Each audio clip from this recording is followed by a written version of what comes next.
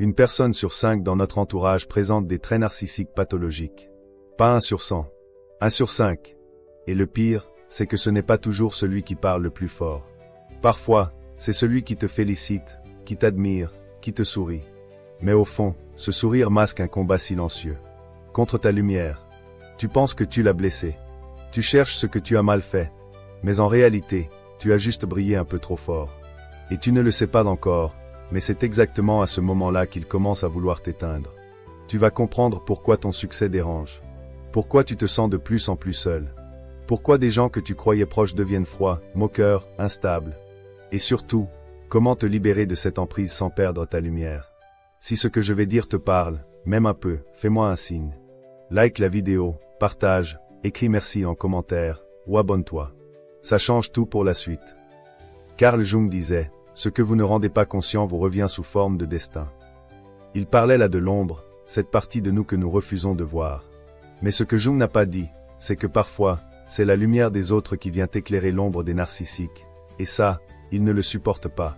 Freud, lui, parlait d'une chose qu'il appelait le narcissisme secondaire, un mécanisme de défense où l'individu reconstruit un faux moi pour cacher un vide insupportable.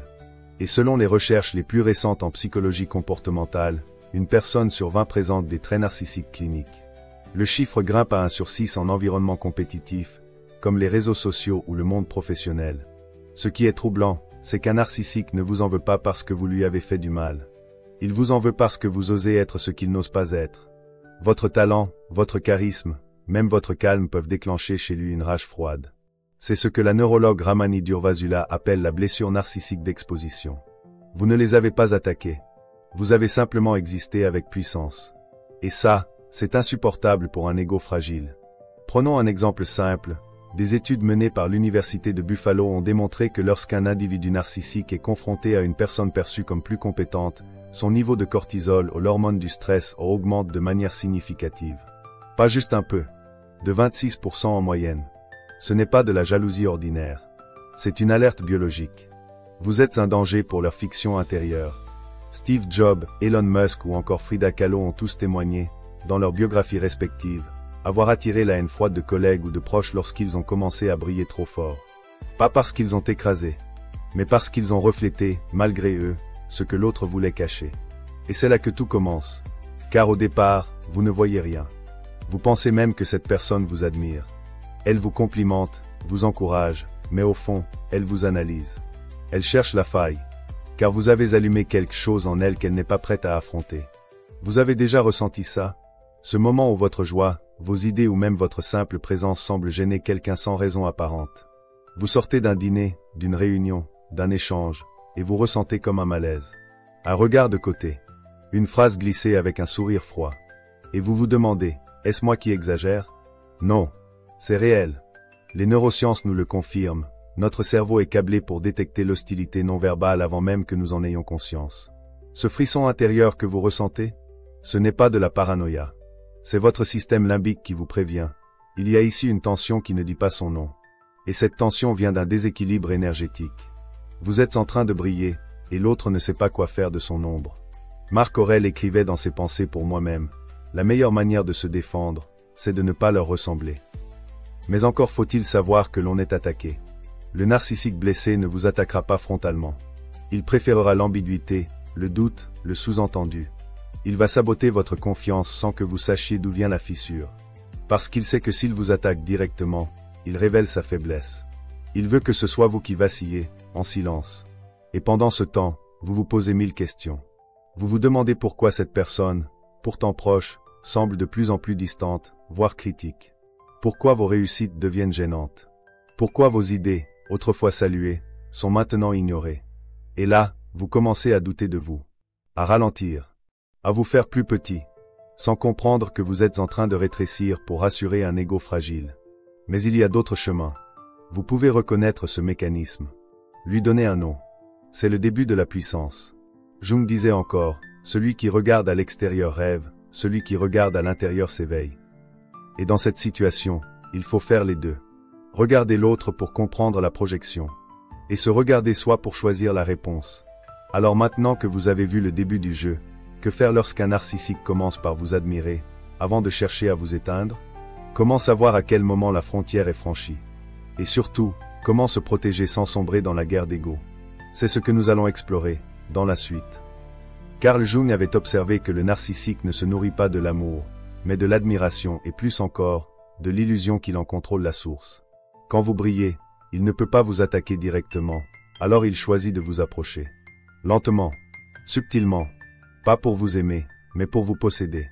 Les études du docteur Craig Malkin de l'université Harvard montrent que les narcissiques utilisent souvent une phase qu'ils nomment l'ascenseur émotionnel, un mécanisme où l'individu vous fait monter très haut dans sa perception, pour ensuite vous faire redescendre brutalement. On vous idéalise, puis on vous dévalue. Et la chute ne fait pas de bruit. Elle se fait dans le silence, la confusion et la fatigue psychique. Au début, tout semble parfait. La personne vous flatte, vous observe avec admiration. Elle vous cite, vous imite, elle vous met même en avant. Vous vous sentez valorisé, presque compris. Et c'est là que le piège se referme. Car ce que vous prenez pour un lien authentique est en réalité un vol d'énergie. Un mimétisme affectif destiné à créer de la dépendance. Freud appelait ça la captation du moi. C'est quand l'autre absorbe vos qualités pour les digérer, les utiliser, et ensuite vous faire sentir que ce que vous êtes ne vous appartient plus. Des chercheurs de l'université de Manchester ont analysé plus de 400 cas de manipulation narcissique dans les relations professionnelles et personnelles. Leur constat est glaçant. Dans 72% des cas, la première phase d'un lien toxique est marquée par une survalorisation intense, presque théâtrale. Un faux amour, une fausse reconnaissance. Le genre de lien qui vous fait croire que vous avez trouvé un allié, alors que vous venez d'ouvrir une brèche. Écoutez les témoignages. Oprah Winfrey, dans une interview célèbre, racontait avoir été profondément blessée par une collaboratrice qui, au début, ne cessait de la complimenter, de la soutenir, pour ensuite la trahir publiquement avec froideur. Oprah disait, « Je n'ai pas compris ce qui se passait. Je croyais que c'était de l'amitié. Ce n'était qu'une stratégie. » Et c'est justement ce qui rend ce piège si douloureux. Il vous fait douter de votre propre jugement. Car le narcissique ne vous attaque pas. Il vous attire. Il crée un lien énergétique, émotionnel, même spirituel parfois. Il veut se brancher à votre lumière, pas pour l'honorer, mais pour l'utiliser. Dans les pensées, Marc Aurèle écrivait « L'homme de valeur n'est pas celui qui brille parmi les autres, mais celui qui éclaire sans brûler. » Or le narcissique, lui, veut la lumière, mais sans la chaleur. Il veut ce que vous avez, sans ce que vous êtes. Et lorsque vous commencez à percevoir l'ombre sous les compliments, il est souvent trop tard. Car vous êtes déjà engagé émotionnellement. Vous ne voulez pas croire que cette personne qui vous a tant valorisé puisse maintenant vous rabaisser. Alors vous justifiez. Vous minimisez. Vous espérez que c'est passager. Que ça va s'arranger. Mais ça ne s'arrange pas. Car ce n'est pas un accident. C'est un cycle. Et la phase suivante, c'est le test. Le narcissique va provoquer une faille. Une situation où vous n'êtes pas au mieux. Où vous échouez. Où vous êtes fatigué, malade, ou simplement distrait. Il ne vous soutiendra pas. Au contraire. Il notera. Il enregistrera. Il sourira, mais ne tendra pas la main. Il ne vous aidera jamais à redevenir puissant. Parce que votre faiblesse le rassure. La psychologue Lisa Romano appelle cela la validation conditionnelle. Elle dit, le narcissique ne vous aime que quand vous le renvoyez à une image de supériorité. Dès que vous sortez du rôle, il vous corrige par l'indifférence. Et vous ressentez une perte d'équilibre. Vous vous demandez ce qui a changé. Vous ne reconnaissez plus la relation. Vous sentez un froid, mais vous n'avez pas encore les mots. Alors vous redoublez de bienveillance. Vous essayez de réparer quelque chose qui n'a jamais été authentique. Et sans le savoir, vous creusez plus profond dans le piège. Mais il y a un moment, toujours, où la dissonance devient trop forte. Vous commencez à sentir que vos idées ne sont plus saluées. Vos projets sont ignorés. Votre énergie n'est plus accueillie, mais subie. Vous devenez une gêne. Vous êtes passé du rôle d'étoile à celui de rival. Et c'est là que tout change. Car maintenant, il ne vous admire plus. Il vous cible. Dans la prochaine partie, on va explorer comment cette admiration feinte se transforme en attaque subtile. Comment le narcissique organise, dans l'ombre, un sabotage lent, une désactivation de votre confiance. Et comment vous pouvez, dès les premiers signaux, neutraliser ce poison. Il n'élève pas la voix. Il ne claque pas de porte.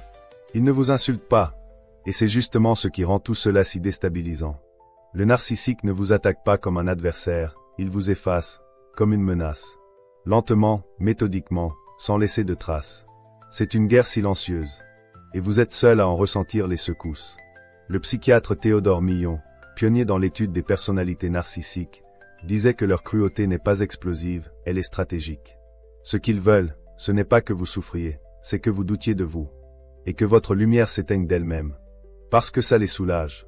Ça les rééquilibre. C'est ici que le processus d'érosion commence. Il ne s'agit plus de vous séduire.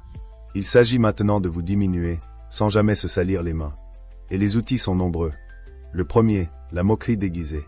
Ce petit rire, ce regard en coin, ce commentaire jeté comme une blague.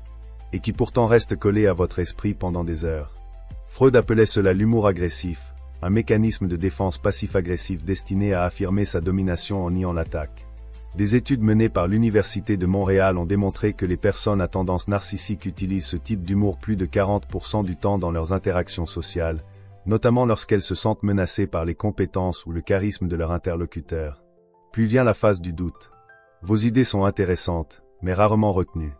Vos succès sont minimisés, remis en cause, comparés à d'autres. Il ou elle commence à dire des phrases comme « Tu as eu de la chance, je t'avais pourtant prévenu » ou pire, à s'attribuer subtilement le mérite de vos victoires. Ce qu'on appelle en psychologie la récupération narcissique. Ce phénomène a été étudié en milieu professionnel par la Harvard Business School, où 68% des employés sous supervision narcissique déclaraient que leurs idées étaient appropriées sans reconnaissance. Et puis, l'isolement. Pas physique, mais social. Vos liens se distendent. Vos relations s'étiolent. Vous n'êtes plus invité comme avant. On parle de vous en votre absence. Le narcissique, maître de la façade, insinue, laisse planer, crée des malentendus. Il plante des graines de doute dans l'esprit des autres. Parce qu'il sait que si vous êtes seul, vous serez plus facile à briser. C'est ce que la thérapeute Suzanne Forward appelait l'assassinat de la réputation douce, une forme de manipulation sociale où l'image de l'autre est lentement contaminée par des insinuations. Et pendant ce temps, vous vous épuisez. Parce que vous essayez de comprendre. Vous êtes dans l'analyse constante. Vous vous remettez en question. Vous vous dites peut-être que vous êtes trop sensible, que vous prenez tout mal. Le narcissique joue avec cette faille. Il dit que vous exagérez. Il vous accuse de dramatiser. Il retourne la situation, vous pousse à vous excuser pour des choses que vous n'avez même pas faites. Carl Jung avait prévenu, l'homme blessé devient dangereux quand il refuse de voir sa blessure. Et le narcissique, blessé dans son ego, devient dangereux précisément parce qu'il ne veut pas voir votre lumière. Il veut qu'elle s'éteigne. Et il utilisera tous les moyens disponibles pour qu'elle s'éteigne de l'intérieur. Mais ce qui est encore plus dangereux, c'est que votre entourage, lui, ne voit rien. À leurs yeux, cette personne est brillante, calme, polie. Elle se montre gentille en public, peut-être même généreuse. Et vous, à force de vous débattre en silence, vous commencez à paraître instable, fatigué, nerveux. C'est là le piège ultime. Vous êtes en train de vivre une guerre invisible, et personne ne semble vous croire. Dans Lettres à Lucilius, Sénèque écrivait « Celui qui souffre sans comprendre souffre deux fois ». Et c'est exactement ça. Vous subissez une attaque dont les armes sont invisibles. L'ironie, c'est que plus vous êtes lumineux, plus ce genre de sabotage est raffiné. Parce qu'on ne veut pas juste vous faire tomber. On veut que ce soit vous qui abandonniez. Mais il y a des signes, des indices, des constantes. Et il y a des réponses. Pas une seule, plusieurs. Car une telle dynamique ne se combat pas avec l'ego, mais avec la conscience. Et cette conscience commence maintenant. Dans la prochaine partie, on va aller encore plus profond. Pourquoi vous, celui ou celle qui brille, commencez à vous sentir coupable de votre lumière? Pourquoi le succès, la joie, la puissance, vous semblent soudain suspects? Pourquoi vous commencez à douter, non plus de l'autre, mais de vous-même? C'est peut-être le moment le plus cruel du processus. Le narcissique n'a plus besoin de vous attaquer. Il a planté en vous un doute si profond que vous commencez à faire son travail à sa place. Vous commencez à vous censurer, à vous retenir, à douter de votre propre valeur. Non plus parce qu'on vous critique, mais parce que vous avez intégré que briller, c'est trop. Carl Jung parlait d'un phénomène qu'il appelait l'ombre inversée. Ce n'est pas la partie sombre que vous cachez, c'est la partie lumineuse. Votre force, votre talent, votre intuition. Vous la refoulez parce que vous avez appris, quelque part, que vous n'aviez pas le droit de l'incarner pleinement. C'est un conditionnement, un héritage invisible. D'après les travaux du docteur Christine Neff, spécialiste mondiale de l'autocompassion à l'Université du Texas, plus de 78% des personnes ayant grandi dans un environnement émotionnel instable développent un schéma de culpabilité de réussir. Ce schéma les pousse inconsciemment à saboter leurs opportunités, à s'excuser pour leur réussite, ou à se diminuer dans leurs relations. Et dans un lien avec un narcissique, ce schéma est activé comme une alarme. Dès que vous recevez un compliment sincère, vous le rejetez. Dès qu'une porte s'ouvre, vous hésitez. Et surtout, vous commencez à croire que votre lumière est un fardeau pour les autres. Vous sentez que vous gênez, que votre énergie dérange. Et ça, c'est exactement ce que le narcissique voulait, que vous vous rétrécissiez vous-même. Freud a observé chez ses patients que le désir de plaire est souvent plus fort que le désir de réussir. Ce n'est pas que vous ne voulez pas briller, c'est que vous avez peur d'être rejeté si vous le faites. Vous avez peur de perdre l'amour, l'approbation, la paix. Alors vous vous adaptez. Vous devenez plus discret, plus humble, plus conciliant. Vous cachez vos idées. Vous sous-estimez vos accomplissements. Vous redonnez à l'autre ce pouvoir qu'il vous avait discrètement volé. Des figures comme Maya Angelou ou même Nelson Mandela ont parlé de ce mécanisme. Mandela l'a exprimé dans son célèbre discours. Notre peur la plus profonde n'est pas que nous ne soyons pas à la hauteur. Notre peur la plus profonde, c'est que nous sommes puissants au-delà de toute mesure. Il disait qu'en se réduisant, on ne rend service à personne. Et pourtant, on le fait. La neuroscience nous explique que cela vient d'une activation excessive de l'amygdale, cette zone du cerveau liée à la peur du rejet. Quand nous sentons qu'un comportement va créer un conflit, même subtil, le cerveau anticipe la douleur et freine l'élan. Ce n'est pas conscient. C'est automatique. Et dans une relation avec un narcissique, ce frein devient une habitude. On se protège. On se tait. On s'éteint. Mais ce n'est pas vous qui êtes fragile. C'est votre système émotionnel qui a été manipulé. Vous avez été conditionné à croire que votre puissance est une provocation. Alors qu'elle est, en réalité, votre nature. Sénèque écrivait, « Ce n'est pas parce que les choses sont difficiles que nous n'osons pas, c'est parce que nous n'osons pas qu'elles sont difficiles. » Et parfois, il faut oser, briller. Pas pour écraser, mais pour respirer. Alors que faire? Comment réapprendre à s'autoriser à réussir sans culpabilité? Il n'y a pas une solution, mais plusieurs voies. La première, c'est de remettre du sens sur ce que vous êtes. Pas ce que vous faites, pas ce que vous produisez, mais ce que vous incarnez. Vous n'avez pas à vous excuser d'exister dans votre grandeur. Aucun enfant ne s'excuse de courir, de rire, de chanter fort. Ce sont les blessures qu'ils rencontrent plus tard qui l'apprennent à se taire. La deuxième voie, c'est de se reconnecter à des figures inspirantes. Des auteurs, des mentors, des penseurs qui vous rappellent que la lumière attire toujours l'ombre, mais qu'elle n'a jamais à s'excuser d'exister. Lisez Jung. Lisez Épictète. Lisez même des récits contemporains de résilience comme ceux de Michelle Obama ou d'Ed Catmull, le fondateur de Pixar, qui raconte comment il a failli saboter son propre studio à force de se retenir par peur de briller plus que les autres. Et enfin, la plus puissante des clés, changer de cercle. Vous ne pouvez pas briller dans un espace où la lumière est considérée comme une menace. Il faut s'entourer d'âmes qui ne sont pas blessées par la réussite des autres, mais qui s'en nourrissent. Des gens qui ne vous regardent pas avec rivalité, mais avec reconnaissance. Vous avez le droit de réussir. Et plus encore, vous avez le devoir de ne plus vous excuser de le faire.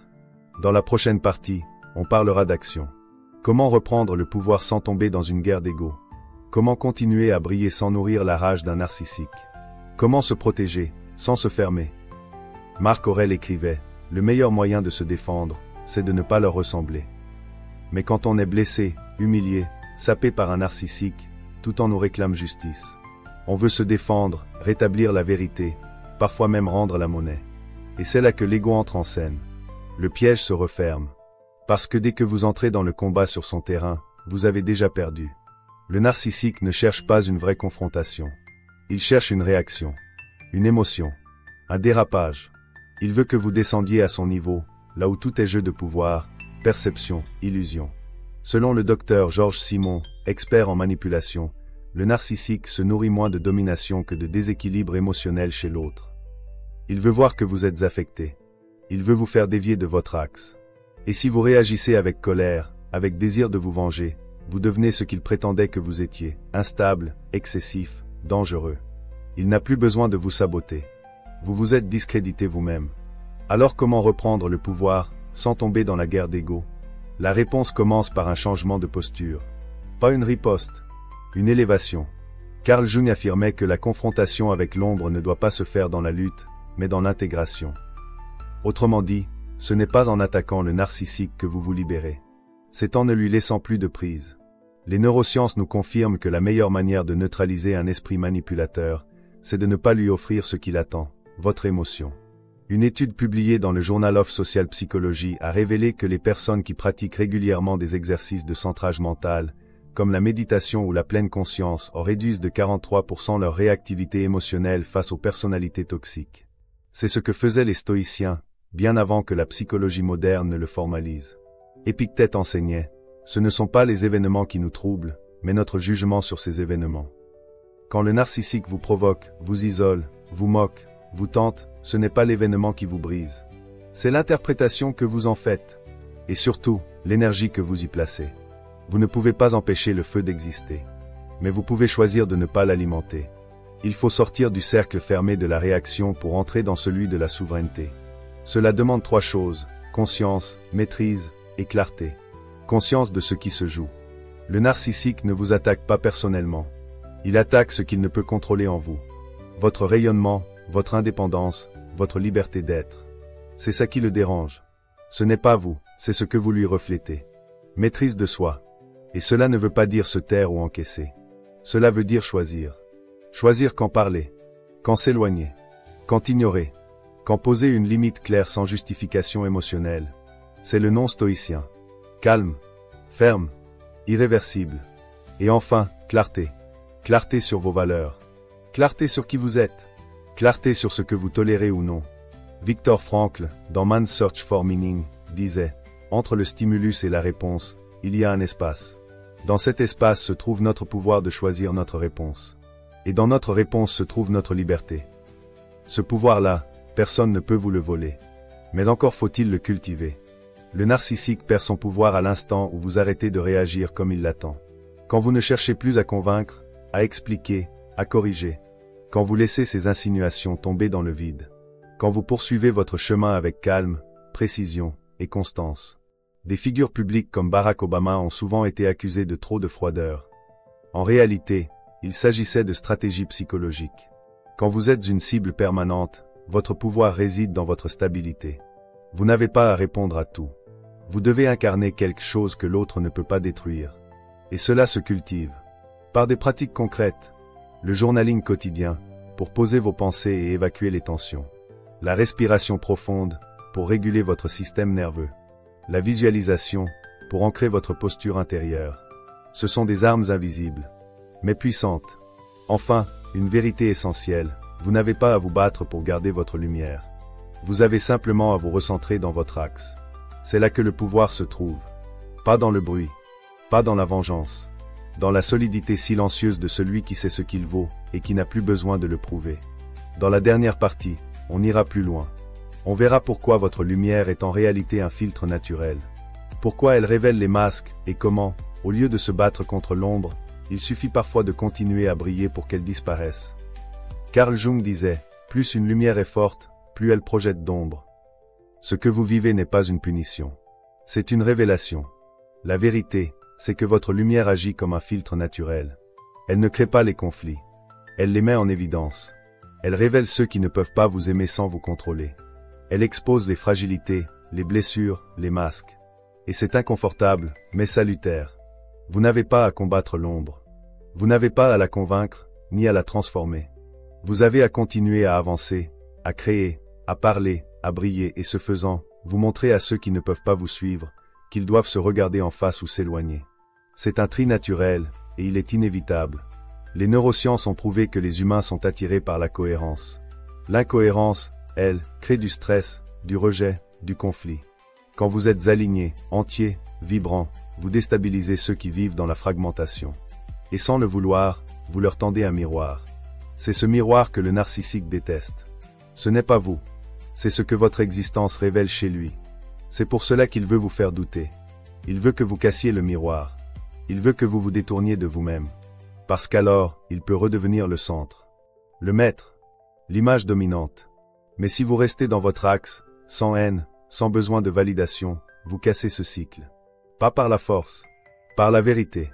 Viktor Frankl, survivant de l'horreur et fondateur de la logothérapie, écrivait « Lorsque nous ne sommes plus capables de changer une situation, nous sommes mis au défi de nous changer nous-mêmes. » Et parfois, le changement, c'est une élévation. Ce n'est pas se défendre, c'est devenir inatteignable. Intérieurement, psychiquement, énergétiquement. Vous ne pouvez pas empêcher quelqu'un d'être dérangé par votre lumière. Mais vous pouvez refuser d'en réduire l'intensité. Et ce choix-là est libérateur. Des figures comme Simone Veil, Nelson Mandela, ou même des penseurs comme Krishnamurti, ont tous fait l'expérience de cette solitude du rayonnement. Plus vous vous alignez avec ce que vous êtes vraiment, plus certains liens se dissolvent. Pas parce que vous devenez dur ou distant, mais parce que vous devenez clair. Et la clarté, dans un monde de confusion, fait peur. Ce que vous vivez est une mue, pas une perte. Et ce n'est pas vous qui perdez des gens. Ce sont des masques qui tombent. Il faut accepter que votre lumière n'est pas faite pour plaire à tout le monde. Elle est faite pour guider, pour inspirer, pour créer. Et surtout, pour filtrer. Regardez autour de vous. Qui reste quand vous ne jouez plus un rôle? Qui applaudit quand vous vous affirmez? Qui célèbre vos victoires, même quand elles n'arrangent personne? Ces êtres-là, vous pouvez les reconnaître facilement. Ils vous élèvent sans vous posséder. Ils n'ont pas besoin de vous diminuer pour exister. Parce qu'ils ont aussi trouvé leur lumière. Carl Jung l'a résumé ainsi. Ce n'est pas en regardant la lumière qu'on devient lumineux, mais en plongeant dans sa propre obscurité. Votre lumière, aujourd'hui, est peut-être la seule vérité que vous avez. Et elle suffira. Parce que le rôle de la lumière n'est pas de convaincre l'ombre, c'est de révéler ce qui est. Vous n'avez plus besoin de vous cacher. Vous n'avez plus besoin de justifier vos élans, vos idées, votre joie, votre réussite. Vous avez le droit d'exister pleinement, même si ça dérange. Surtout si ça dérange. Parce que dans un monde plein de faux-semblants, votre authenticité est déjà une révolution. Laissez votre lumière agir. Sans bruit. Sans drame. Sans peur. Car elle est votre meilleure protection. Votre plus beau signal. Et votre filtre le plus fidèle.